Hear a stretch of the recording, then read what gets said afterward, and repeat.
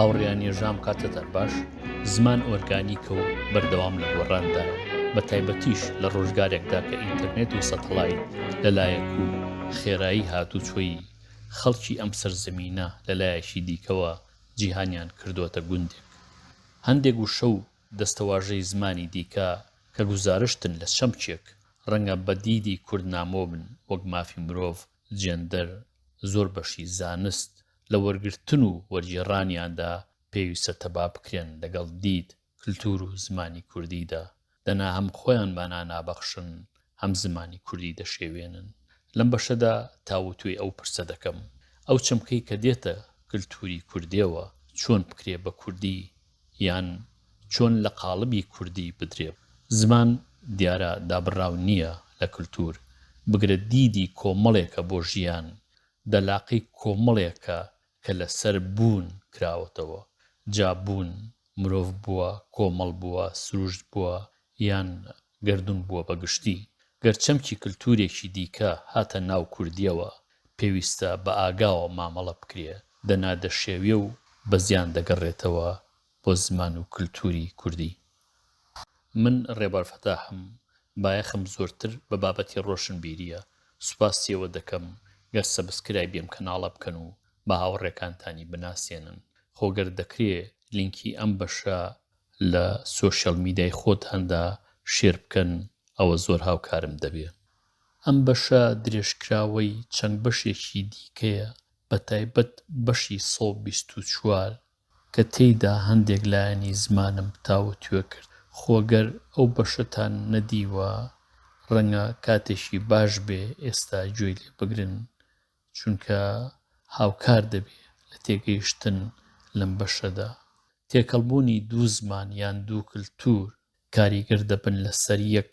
ئەمە تایبەت نییە بە زمانی کوردی، بەڵکو گەرچەند کۆمەڵێکی مرۆڤ بەڕووی یەکدا کرانەوە، جا بە هەر هۆکارێک بووە چەمکی نوێ و نامۆ لە یەکێکیانەوە دەیوێزرێتەوە بۆ ئەوانی دیکە، ئەمەش ڕێی لێ ناگیرێ. سروشتی ژیانە کە تێکەڵ دەبین کاریگەرمان لەسەر یەکتری دەبێ. بۆ نمونە لە زمانی ئینگلیزیدا زۆر چەم ڕەنگە بە چەند جۆرێک گوزارشتی لێ بکرێ. یەکێکیان ئینگلیزیە، ئەوانی دیان زمانێکی دیکەیە، بۆ نمونە فەڕەنسی، لاتینی، یۆنانی و تا دوایی. دەکرێت نمونەیەکی ساکار بهێنینەوە. گەر بە ئینگلیزی بڵێم من تێناگەم، دەکرێت بەلانی کەمەوە بە دوو جۆر بیڵێم. I do not understand، ئەمیان ئینگلیزیە، من تێناگەم. ئەشتوانم بڵێم I do not comprehend، ئەمیان کاریگەری زمانی فەڕەنسیە. ئەم دوو کۆمەڵە لە مرۆڤ مێژوویەکی دوور و درێژیان پێکەوە هەیە، تێکەڵ بوون، جا لە ڕێی ئاشتیەوە بوو بێت یا لە ڕێی جەنگەوە. ئەمە دەوڵەمەندی زمان و کلتوری ئینگلیز نیشان دەدات. وەکی تر ئاوەڵابوونی کلتوری ئینگلیزە بەڕووی جیهاندا، یان دیدێکی ئاوەڵای قبوڵکردنە. خۆ ڕەنگە هەمووی ئەنجامی قەڵەمڕەوی ئینگلیز بێ لە جیهاندا، جا قەڵەمڕەوی سەربازی زمان، کلتور یان دید بووە. وەک دەگوترێ ڕۆژێک هەبووە کە خۆر لەسەر ئاڵای بەریتانیای مەزن ئاوان نەبووە. ئەو مێژوو دوور و درێژە کۆبووتەوە لە کلتور، دید، زمانی ئینگلیزیدا. ئامانجم لەم توێژینەوەیە چییە؟ چەند دەستەواژەیەکی بەکارهێنرا و نیشتوو لە زمانی کوردیدا دەخەمە ژێر پرسیارەوە. سەر لە نوێ بەسەریان دەکەمەوە و دایان دەڕێژمەوە. هەڵبەت ئامانجم ڕەنگە ئەوە نەبێ کە بیسەلمێنم وشەیەک یان دەستەواژەیەکی وەرگێڕا و وەرگیرا و دروستە. هێندەی دەمەوێت بە ئاگابین لە وەرگرتنی چەمکی بێگانە کە بە زمانی کوردی نامۆ نوێن. بۆچی بە ئاگابوون پێویستە؟ چەمکێکی نامۆ هەرکە هاتە زمانی کوردیەوە پاسیب نابێ، بەڵکو دەتوانێت زمانی کوردی بشێوێنێ. بۆیە پێویستە دەوروبەرێکی کوردی بۆ ئەو وەرگرتنە بە ئافرێنین تا کاریگەری ئەو چەمکە لەسەر زمانی کوردی پۆزەتیڤ بێ، نەک تێکدەر. وەک لە بەشی پێشووشدا گوتم، من وەک زانای زمان یان زمانەوان لەگەڵ ئێوەدا نادوێم، تەنیا تاوتوێی زمان دەکەم لە بەکارهێنانیدا وەک کەسێک لەگەڵتان دەدوێم کە زمانی لە ژیان و لە کاردا زۆر بە چڕی بەکارهێناوە. بۆ پێکانی ئامانجم دەستەواژیەکی گەلێک ساکارم هەڵبژاردووە، باڵی چۆلەکە. هێندەی دەکرێت لەم دەستەواژە ساکارە ورد دەبمەوە و لە ڕێیەوە ڕەهەندی جیاوازی زمان دەخەمە ڕوو. زمان لە بەکارهێناندا دەکرێت تەماوی بێ، دەکرێت ڕۆشن نەبێ، هەڵبەت نابێ خەوشدار یان ناشرین بکرێ. ڕاستە چۆلەکە دوو باڵی هەیە، هەڵبەت باڵ لە دەستەواژەکەدا گشتگیرە، هەردوو باڵی چۆلەکە دەگرێتەوە. پەیوەندی لە نێوان عەقڵ و زماندا لەو دەستەواژەیەدا گەلێک گرنگە. ئەو باسە هەڵدەگرم بۆ بەشێکی دیکە و لێرەدا دەرکی لەسەردا دەخەم. ئێستا هەندێک لایەنی تاک و کۆ، زانرا و نەزانرا و یان ڕەنگە هەندێک جار بگوترێ ناسرا و نەناسرا و لە زمانی کوردیدا پەیوەست بە مەلەوە دەخەمە ڕوو. بۆ نمونە دەگوترێ دای لە شەقەی باڵ، هەرچەندە ئەمە بۆ چۆلەکە بەکار نایەت، بەڕاستی بۆ مەلی گەورەتر بەکاردێت، بەڵام ئامانجم دەپێچێت. دای لە شەقەی باڵ هاوناوە بۆ فرین، واتە لە جێی فرین هەندێک جار بەکاردێت. لەگەڵەوەشدا کە مەل دوو باڵی هەیە ناگوترێ دای لە شەقەی باڵەکان، زۆر ساکار دەگوترێ دای لە شەقەی باڵ. نمونەیەکی دیکە دەگوترێ چۆلەکە خۆت چیت و گۆشتاوت چییە، ناگوترێ چۆلەکەکان خۆتان چین و گۆشتاوتان چییە، یان چۆلەکەکان خۆتان چین و گۆشتاوەکانتان چییە، هەرگیز وا ناگوترێت. دەگوترێ دنیای لێبووە بە چرمە چۆلەکە، یان دنیای لێبووە بە پێستە چۆلەکە، هەرگیز ناگوترێ دنیای لێبووە بە چرمە چۆلەکەکان، کە دیارە لەو پەندەدا مەبەست لە هەموو چۆلەکەیەکە. ئەو خاڵەی دەمەوێ بیچەسپێنم لێرەدا ئەوەیە پێویست ناکە چۆلەکە یان باڵ کۆ بکرێتەوە یان بکرێ بە زانراو بۆ ئەوەی ئامانجمان پێشین، بەڵکو هەم چۆلەکە هەم باڵ لە زۆر دەستەواژە و ڕستەدا گشتگیرن، وەکو ڕاستیە گوتراون بە تاک لە زمانی کوردیدا بەکاردێن. بۆ نمونە بێکەسی شاعیر دەڵێ نێرومێ هەردوو بە جووتا بۆ وەتەن هەوڵێک نەدەن، دوورە دەرچوونی لە دیلی مەل بە باڵێ نافڕێ. بێکەس ناڵێ مەلەکان بە باڵەکان نافڕن یان مەل بە باڵەکانی نافڕێ، هیچ ئەوانە ناڵێ، زۆر بە ساکاری دەڵێ مەل بە باڵێ نافڕێ. پێویستم بە تاقیکردنەوەیەک لە هزردا هەیە بۆ ئەوەی هەموو شێوازێکی گوتنی دەستەواژەی باڵی چۆلەکە بخەمە ڕوو. ئەمە مانای ئەوە نییە کە هەموویەکێ لەم دەستەواژانە لە زماندا بەکاردێن، بەڵام پێویستە بیان خەینە ڕوو بۆ ئەوەی سنووری بەکارهێنانیان بزانین. هەڵبەت هەندێکیان هەرگیز بەکار نایەت، بەڵام بە ئاگابوون لێیان هاوکارمان دەبێت لەوەدا گەرویستمان چەمکێکی بێگانە بهێنێنە ناو زمانی کوردیەوە چۆنی دابڕێژین. من 3 گروپ شێوازی گوتنی دەستەواژەی باڵی چۆلەکە دەستنیشان دەکەم. لە گروپی یەکەمدا باڵی چۆلەکە، باڵی چۆلەکان، باڵی چۆلەکەکان. وەک دەیبینین باڵ لێرەدا تاکە و نەزانراوە. لە گروپی دووهەمدا باڵەکانی چۆلەکە، باڵەکانی چۆلەکان، باڵەکانی چۆلەکەکان. وەک دەیبینین باڵ لێرەدا کۆیە و زانراوە. لە گروپی سێهەمدا باڵێکی چۆلەکە، باڵێکی چۆلەکان، باڵێکی چۆلەکەکان. دەکرێت لە دوو ڕۆوە لە دەستەواژەیەک یان ڕستەیەک لە زمان بڕوانین. لە ڕووی ڕێزمانەوە، ڕێزمان زۆر بە کورتی ڕێسایەک ڕێمان پێدەدات کە یەکەی زمان پێکەوە کۆ بکەینەوە.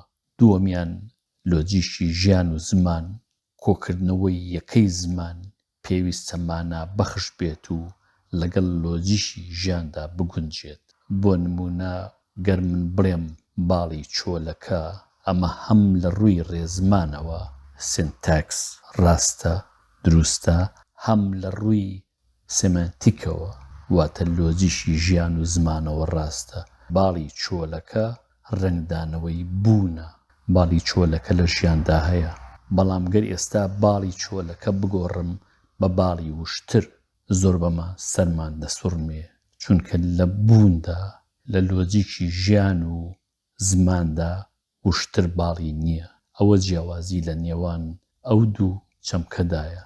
هەڵبەت باڵی وشتر لە ڕووی ڕێزمانەوە هەڵە نییە، بەڵام لە ڕووی لۆجیکی ژیانەوە نادروستە. ئێستا دەتوانین لە هەر یەک لە شێوازی گوتنی دەستەواژەی باڵی چۆلەکە لەم دوو ڕووەوە لە ڕووی ڕێزمان و لە ڕووی لۆجیکەوە بڕوانین. منەم مەشقا بۆ خۆتان جێدەهێڵم، حەزەکەم لە ئێوەی ببیستم لەو ناوچەی کە ئێوەی تێدا دەژین یان لەو زاراوەی کە ئێوە پێی دەدوێن کام دەستەواژە بەکاردێت. هەڵبەت دەزانم هەندێک لە دەستەواژەکان بەکارهێنانی گەلێک سنووردارە. بۆ نمونە گەر لە باڵێکی چۆلەکە بڕوانم دەزانم کە زۆر بە سنوورداری بەکاردێت. من دەڵێم باڵێکی چۆلەکەکەم زامدارە، تایبەتە بە چۆلەکەیەک کە من هەمە، بەڵام کە دەڵێم باڵی چۆلەکە باڵی هەموو چۆلەکەیەک دەگرێتەوە. ڕەنگە زۆر بەمان گرفتمان نەبێ لە بەکارهێنانی دەستەواژەیەکی کوردی وەک باڵی چۆلەکە. ڕەنگە لە هەندێ زاراوەی دیکەدا یان لە هەندێ ناوچەی کوردستاندا بە جۆرێکی دیکە باڵی چۆلەکە بگوترێ، خۆ ڕەنگە لە گەرمیان بگوترێ باڵ چۆلەکە. هەڵبەتەوە گرفتێکی گەورە نییە بۆ ئەم توێژینەوەی من. زۆر بەمان پێدەچێ گرفتمان هەبێت لەوەدا کە دەستەواژەیەک یان چەمچێکی بێگانە لە زمانێکەوە دەهێنینە ناو زمانی کوردیەوە، وەری دەژێڕین و جێ دەکەینەوە. گرفتەکە لە کوێ سەر هەڵدەدات؟ لەوە سەر هەڵدەدات کە دەمانەوێت شێوازی زمانە خانە خوێکە بهێڵینەوە. بۆ نمونە مافی مرۆڤ. ئێستا بە چەند نمونەیەک مەبەستم ڕوون دەکەمەوە. چەمک زۆرن کە کوردی نین و هێنراونەتە ناو زمانی کوردیەوە. ئەمانە تەنیا وشە و دەستەواژە نین، بەڵکو ڕەنگدانەوەی چەمچێکن کە بە زمان و کللتوری کوردی نامۆن، وەک مافی مرۆڤ کە دیارە دەرکەوتەیەشی نوێ و نامۆیە بە کللتوری کوردی هەروەها بە زمانی کوردی. من بۆ مەبەستی ئەم توێژینەوە کورتم ئەم چەمکانە دەکەم بە سێ بەشەوە. گروپی یەک گرفتی کۆ و زانراوی هەیە، گروپی دوو گرفتی یای خاوەنداریەتی هەیە، گروپی سێ بە جۆرێکی دیکە گرفتی یای خاوەنداریەتی هەیە. لە گروپی یەکەمدا مافی مرۆڤ، سامانی سروشت، زانستی کۆمەڵایەتی، باغی گیاندار. گروپی دوو شوێنی خێزان، کاری میدیا، کاری جێندە و تادوایی. گروپی سێ راپۆرتێک بە ڤیدیۆ، راپۆرتێک بە وێنە و تادوایی. ئێستا لە هەندێک لەمانە دەڕوانم، نەک لە هەمویان. یەکەم چەمک کە تێی دەڕوانم مافی مرۆڤە. لە زمانی کوردیدا ئەو دەستەواژەی کە چەسپیوە مافەکانی مرۆڤە. لای من مافەکانی مرۆڤ دروست نییە، مافی مرۆڤ دروستە. مافی مرۆڤ یەکەم هاوتای باڵی باڵدارە. ئێمە ناڵین باڵەکانی باڵدار، بۆیە نابێ بژڵین مافەکانی مرۆڤ. هەروەک ماف هەموو مافێکی مرۆڤ دەگرێتەوە، پێویست ناکا کۆی بکەینەوە و بیکەین بە زانراو. دەستەواژەی مافەکانی مرۆڤ ڕەنگە لە زمانی ئینگلیزی یان فارسیەوە وەرجێڕابێت. بە زمانی ئینگلیزی دەگوترێ The Human Rights، مافەکانی مرۆڤ. بە فارسیش دەگوترێ حقوقی بەشەر، واتە مافەکانی مرۆڤ. بەبێ لە بەرچاوگرتنی سروشتی زمانی کوردی لە ئینگلیزی یان لە فارسیەوە وەرگیراوە، دەبوایە سروشتی زمانی کوردی وەربگیرێت. ئەو دەم دەزانرا کە مافەکانی مرۆڤ نییە، بەڵکو مافی مرۆڤە.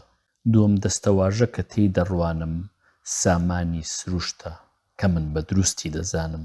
سامانی سروشت هاوتای باڵی چۆلەکەیە.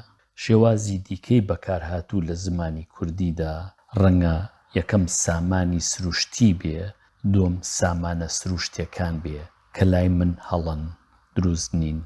سامانی سروشتی مانە بەخش نییە. نەوت و گاز بۆ نمونە سامانی سروشتن، نەک سامانی سروشتی.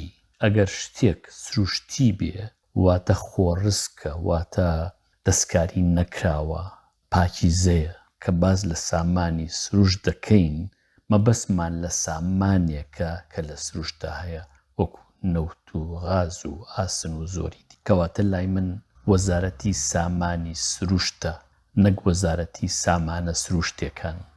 دووەم دەستەواژە کە تێی دەڕوانم زانستی کۆمەڵایەتیە. لای من زانستی کۆمەڵایەتی دروستە، نەک ئەوەی ئەمڕۆ باوە زانستە کۆمەڵایەتیەکان. من هیچ هۆکارێک نابینم بۆ ئەوەی کۆمەڵایەتی لەو دەستەواژەیەدا کۆ بکرێتەوە و بکرێ بە زانراو. زانستی کۆمەڵایەتی هاوتای باڵی چۆلەکەیە. وشەیەکی کوردی ڕەوان و دروستە. پێویست بەوە ناکات بڵین زانستە کۆمەڵایەتیەکان. زانستە کۆمەڵایەتیەکان هاوتای باڵی چۆلەکەکانە کە لای من دروست نییە. ئەم پرسیارەش بۆ خۆتان جێدەهێڵم، ئایا زانستی سروشتە یان زانستی سروشتیە کە باس لە فیزیا دەکەین؟ چوارەم دەستەواژە کە تێی دەڕوانم باغی ژیاندارە. باغی ژیاندار لای من دروستە، نەک لەبەرەوەی تەنیا هاوتای باڵی چۆلەکەیە، بەڵکو لەوێدا گیاندار هەموو گیاندارێک دەگرێتەوە، وەک چۆن چۆلەکە باڵی چۆلەکە هەموو چۆلەکەیەک دەگرێتەوە. لە زمانی کوردیدا ئەمڕۆ دوو یان سێ شێوازی ئەم دەستەواژەیە بەکاردەهێنرێت. باغی ژیانداران لای من دروست نییە، چونکە گیانداران پێویست ناکا کۆ بکرێتەوە.